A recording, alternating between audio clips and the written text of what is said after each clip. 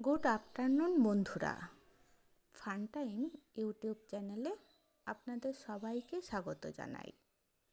কিছুদিন আগে আমরা গিয়েছিলাম দিল্লি, বৃন্দাবন, হরিদ্বার ঘুরতে। হরিদ্বারে থাকাকালীন আমরা একদিন গিয়েছিলাম মুসৌরি, দেরাদুন বেড়াতে। আমরা 3 জনে গিয়েছিলাম একটা প্রাইভেট গাড়ি বুক করে। আমাদের খরচ পড়েছিল 3,500 টাকা। মুসৌরির প্রাকৃতিক দৃশ্য কতটা সুন্দর ভাবলাম আপনাদের সাথে একবার শেয়ার করি। আমরা এই ভিউ পয়েন্ট থেকে দেখেছিলাম সামনের কেম্পটি ফলস। আপনারা চাইলে কেম্পটি ফলসের কাছেও যেতে পারেন, সেখানে যাওয়ার জন্য রোপওয়ের ব্যবস্থা আছে।